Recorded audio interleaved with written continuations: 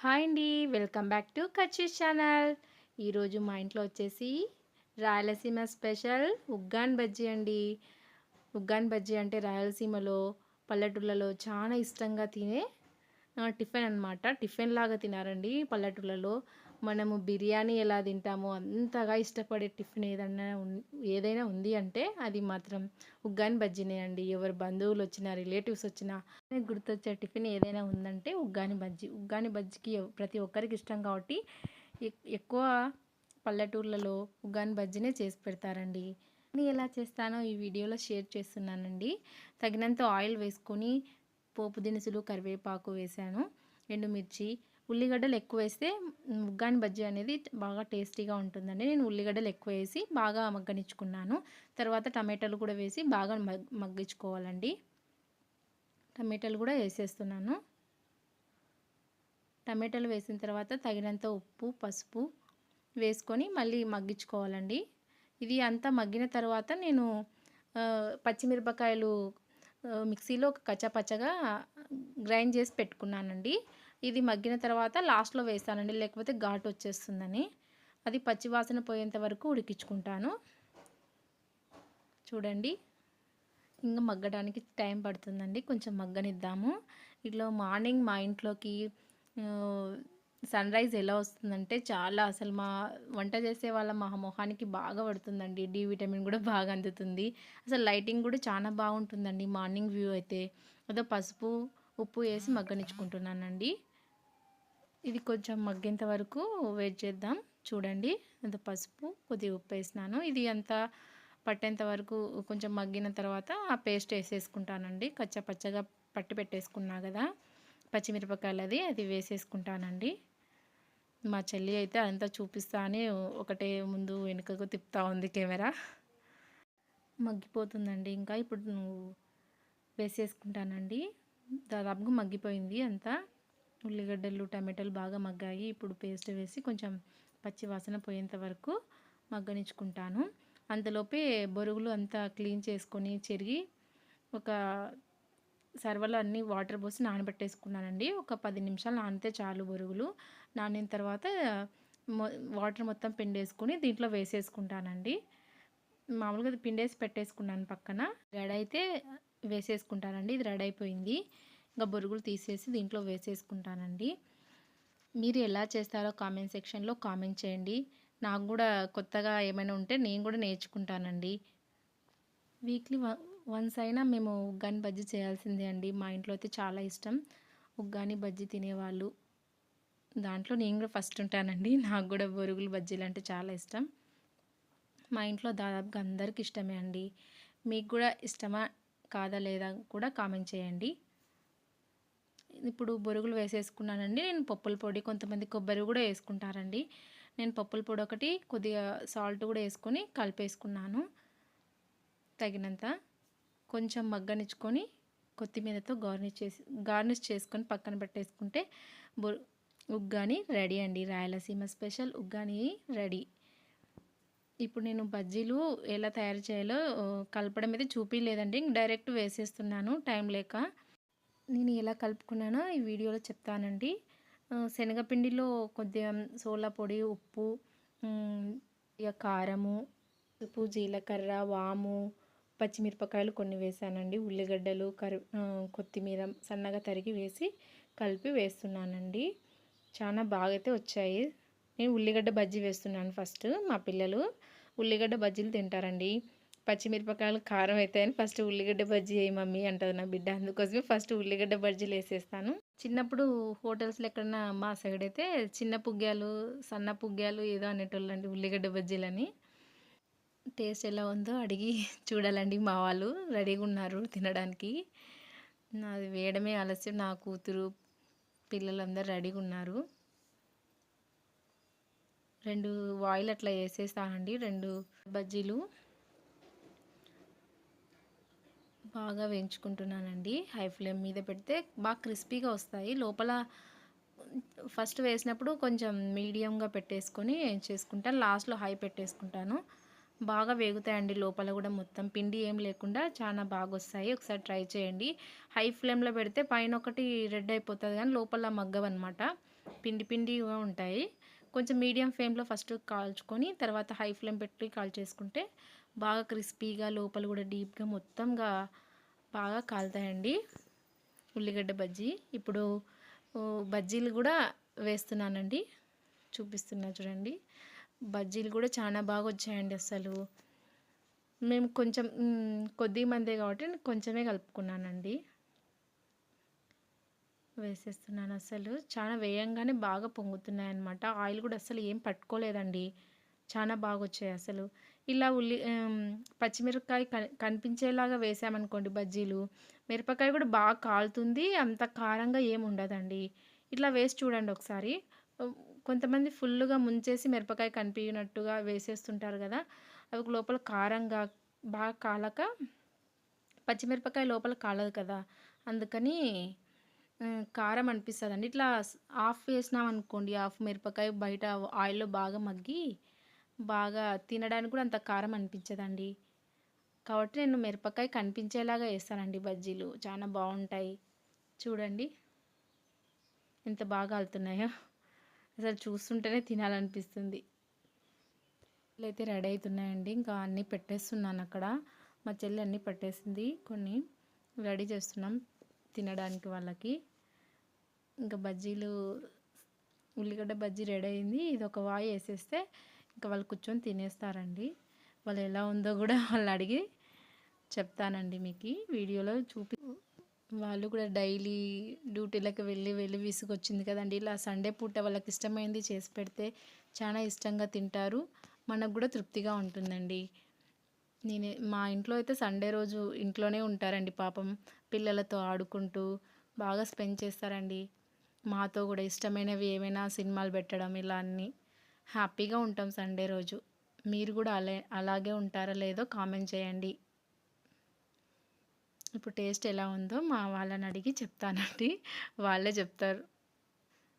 చూపిస్తాను మీకు ఏమంటున్నారో వాళ్ళైతే చాలా బాగుంది అంటున్నారు. బజ్జీలు అయితే బాగా వచ్చాయి మాధవి అంటున్నాడు మా ఆయన.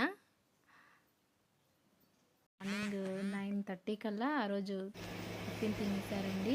పిల్లలతో మా ఆయన ఇలా ఆడుకుంటాడు, ఈ వీడియోలో చిన్న క్లిప్ చూపిస్తున్నానండి. ఇట్లాగే నేను డైలీ అల్లరి చేస్తూనే ఉంటారు. మా ఆయన వచ్చినాడంటే చాలు వాళ్ళ నాన్నతో బాగా స్పెండ్ చేస్తారంటే ఫ్రెండ్లీగా ఉంటారు, పిల్లలతో బాగా ఆడుకుంటాడండి. పిల్లలు కూడా బాగా వాళ్ళ నాన్న అంటే ఇంకా వాళ్ళ నాన్న వచ్చినాడంటే చాలా హ్యాపీగా ఫీల్ అవుతారు.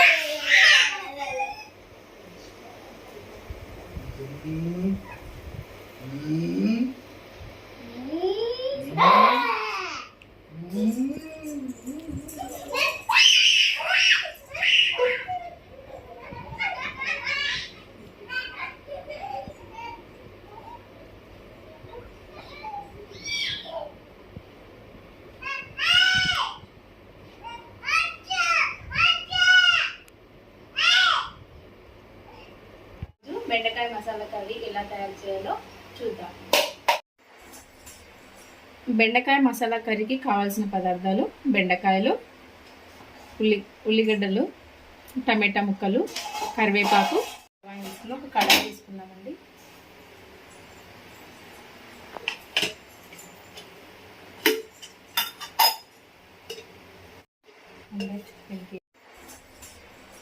బెండకాయ మసాలా కర్రీకి కావాల్సిన పదార్థాలు: బెండకాయలు, ఉల్లిగడ్డలు, టమాటా ముక్కలు, కరివేపాకు.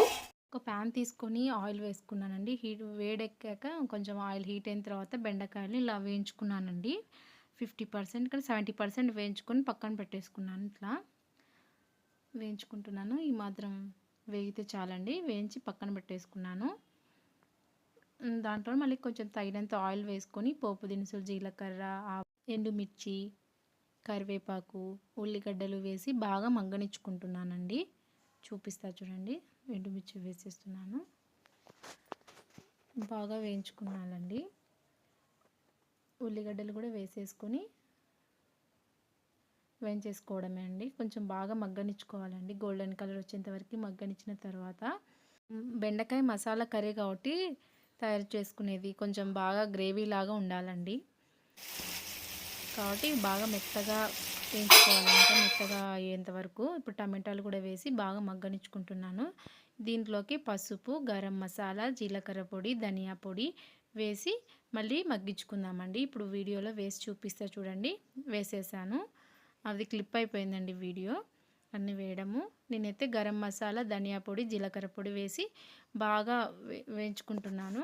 తర్వాత పసుపు, తగినంత ఉప్పు కూడా వేసుకొని వేయించుకుంటానండి. ఇది బాగా పట్టేంత వరకు, ఆయిల్ పైకి తేలేంత వరకు ఉడికించుకుంటానండి. ఇది బాగా మగ్గిన తర్వాత కొద్దిగా పెరుగు కూడా వేసేసుకొని మగ్గించుకుంటానండి. కారం తగినంత కారం వేసేసుకుంటున్నాను.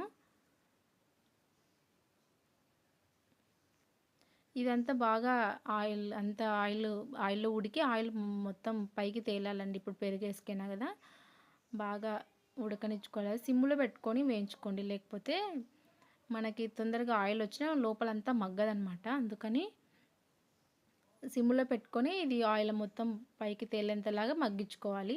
అప్పుడే కర్రీ అనేది మసాలా కర్రీ బాగా టేస్టీగా వస్తుందండి. హై ఫ్లేమ్లో ఏవైనా కర్రీలు హై ఫ్లేమ్లో ఎప్పుడు చేయకూడదండి. ఇప్పుడు టేస్ట్ అంతగా రాదు. లో ఫ్లేమ్లో చేసుకుంటే మాత్రం చాలా టేస్టీగా వస్తాయండి. ఒకసారి ట్రై చేయండి. ఇప్పుడు నాది అయిపోయింది కాబట్టి ఇప్పుడు నేను ఎంత కమ్మటి వాసన వస్తుందంటే అది చేసేటప్పుడు మగ్గిపోయి మంచి స్మెల్ అనేది వచ్చేస్తుందండి. ఇప్పుడు మనం వేయించి పక్కన పెట్టుకున్న బెండకాయ ముక్కల్ని దీంట్లో వేసేసుకుంటానండి. ముక్కలకు పట్టేంతలాగా బాగా కలిపి పెట్టేసుకుందాం. తర్వాత తగినంత కొద్దిగా మనం గ్రేవీ లాగా కావాలనుకుంటున్నాం కాబట్టి నాకు రైస్లోకి, చపాతీలోకి దేంట్లోకైనా తినడానికి వీలుగా నేను అంతా కలిపి ముక్కలకు పట్టిన తర్వాత కొద్దిగా వాటర్ వేసేసుకుంటానండి. కొద్దిగా వాటర్ వేసేసుకొని మగ్గిచ్చేసుకొని లాస్ట్లో కొంచెం అల్లం వెల్లుల్లి పేస్టు, కొత్తిమీర, ఎల్లిపాయలు దంచి వేసుకున్న పేస్టు వేసి ఆఫ్ చేసేసుకుంటే రెడీ అండి బెండకాయ మసాలా కర్రీ. ఇంకా మేము సాయంత్రం అయితే మా అన్నయ్య పెళ్లి రోజు అనమాట, వాళ్ళ ఇంటికి వెళ్తున్నాం. మా అన్నయ్య వాళ్ళ ఇంటి దగ్గర అనమాట, గేటు దగ్గర ఎంత బాగా వేసిందంటే మా వదిన అన్ని మొక్కలు వేసుకుందండి. మందారం అంట, మామిడి చెట్టు, వేప చెట్లు అన్నీ వేసుకుంది. చాలా అంటే చాలా ప్రశాంతంగా ఉంటుంది. వాళ్ళ ఇంటి బయట నాకు నచ్చే ప్లేస్ అండి ఇది. ఇక్కడ మెట్ల పైన కూర్చొని ఉంటే చాలా చల్లటి గాలి, మంచి వాతావరణం అనమాట బయట. వదిన చాలా శుభ్రంగా పెట్టుకుంటుందండి ఇల్లు. పూజలు కూడా బాగా చేస్తుంది. వ్రతాలు, పూజలు కూడా బాగా చేస్తుంది మా వదిన. ఒకసారి చూపిస్తాం మా వదిన. ఇప్పుడు ఏదో పూజ చేస్తున్నట్టుంది లోపల. ఆ వీడియో కూడా క్లిప్ కొంచెం తీసానండి, చూడండి. అది పూజ చేసింది, కోడలికి కుంకుమ పెట్టిందండి. మా మరిది కూతురు అనమాట ఆ పాప. రూపం చూసామంటే ఎంతో ప్రశాంతంగా ఉంటుంది కదండి. నాకైతే చాలా ప్రశాంతంగా అనిపిస్తుంది. మా బాబు పిల్లి కోసము వెతుకుతూ వెళ్తున్నాడు. పిల్లి వెంటనే తిరుగుతున్నాడండి.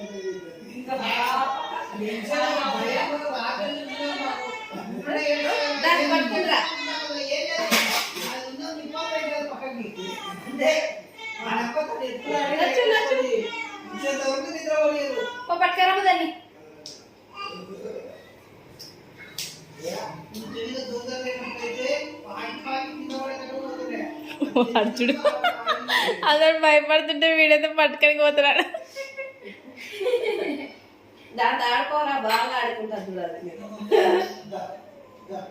పోతున్నాడు.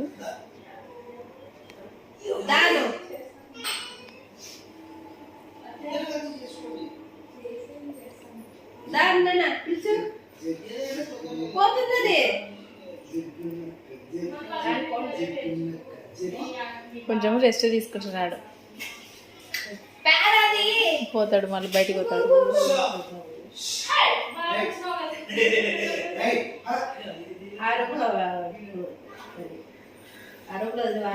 దానికి ఏమో పెరిగే తిండాలి.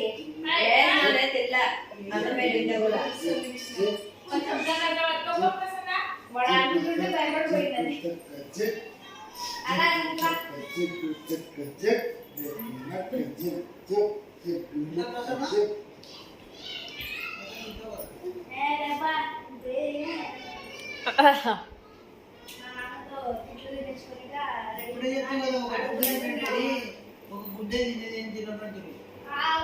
అంతే.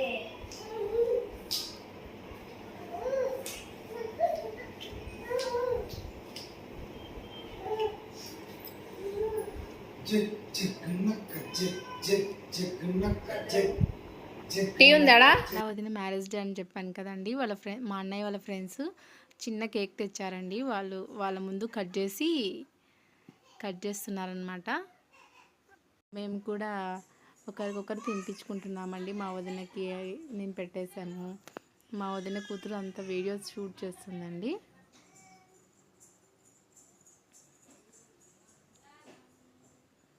చాలా హ్యాపీగా అనిపించిందండి ఇలా సెలబ్రేట్ చేసుకోవడం.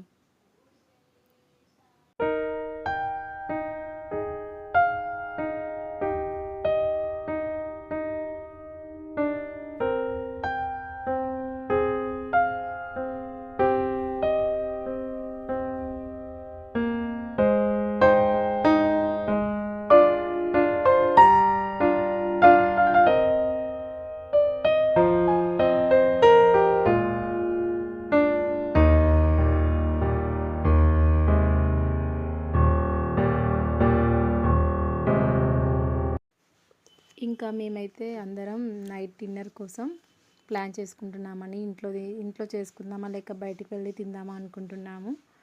కానీ మా అన్నయ్య మాత్రం బయటికి వెళ్ళి తిందాంలే అన్నాడు. కొత్తగా రెస్టారెంట్ ఓపెన్ అయిందండి, పిస్తా హౌస్. టేస్ట్ చాలా బాగుంటుంది అంటున్నారు. అక్కడికి వెళ్దాం అనుకుంటున్నాము. అనగానే నాన్ వెజ్ అనుకోవద్దండి, వెజ్లో కూడా వెరైటీస్ ఉంటాయి రెస్టారెంట్లో.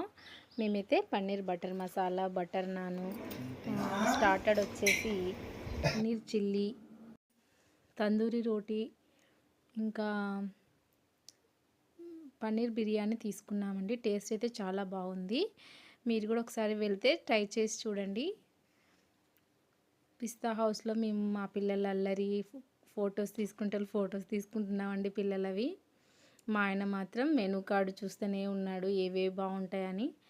లాస్ట్లోవి ముందరే చెప్పేశానండి మేము ఏం తీసుకున్నామో. పిల్లలైతే బాగా ఎంజాయ్ చేశారు. మా చిన్న పాప అయితే భలే అల్లరి చేసిందండి రెస్టారెంట్లో. కానీ మా పాపను మేము వీడియో షూట్ చేయలేదు. ఇక్కడ వచ్చేసి మా ఆయన మెనూ కార్డు చూస్తూనే ఉన్నాడు. మేము 7:30 కల్లా వెళ్ళామండి. అప్పటికే రెస్టారెంట్లో చాలా రష్ ఉన్నారు. 9కి అయితే ఫుల్ జనాలండి అస్సలు. ఈ వీడియోలో చూపిస్తాం చూడండి.